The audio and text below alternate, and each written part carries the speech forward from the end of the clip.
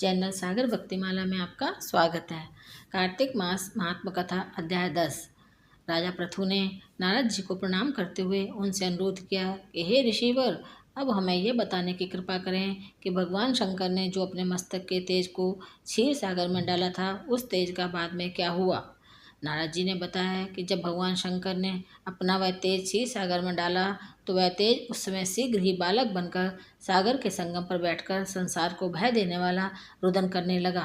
उसके रुदन से संपूर्ण जगत बेचैन हो उठा, लोकपाल भी व्याकुल हो गए, चराचर चलायमान हो गया। शंकर सुवन के रुदन से संपूर्ण ब्रह्मांड व्याकुल हो गया। यह देखकर सभी देवता और ऋषि मुनि घबराकर ब्रह्मा जी की शरण में गए और उन्हें प्रणाम कर उनकी स्तुति करने लगे। उन सभी ने ब्रह्मा जी से कहा, हे पितामह, यह तो बहुत ही विकट परिस्थिति उत्पन्न हो गई है, कृपा करके इसको नष्ट कीजिए।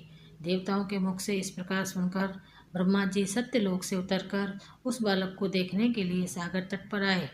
सागर ने ब्रह्मा जी को आता देखकर उन्हें प्रणाम किया, बालक को उठाकर उनकी गोद में दे दिया।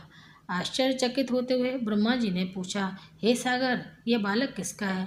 मुझे जल्दी से इस बारे में बतलाओ।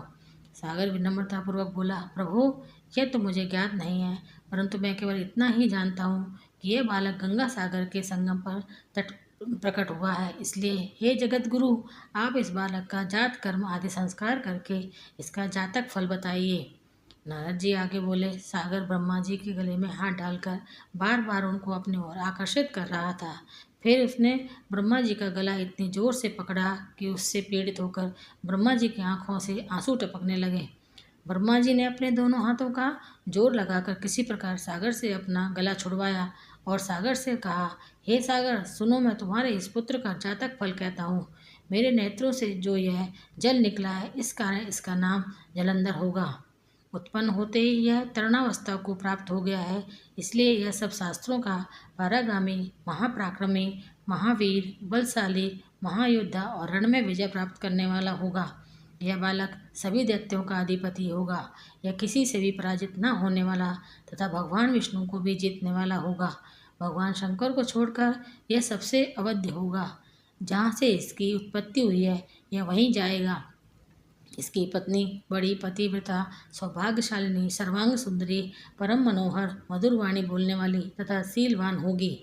सागर से इस प्रकार कहकर ब्रह्मा जी ने शुक्राचार्य को बुलवाया और उनके हाथों से बालक का राजाभिषेक कराकर स्वयं अंतर्ध्यान हो गए।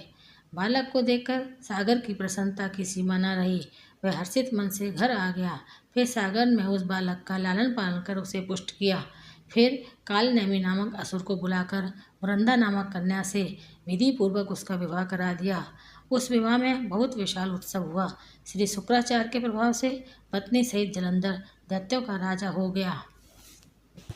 तो यह है कार्तिक महात्मा अध्याय का 10वां अध्याय। मेरे चैनल को जरूर सब्सक्राइब करें। धन्यवाद।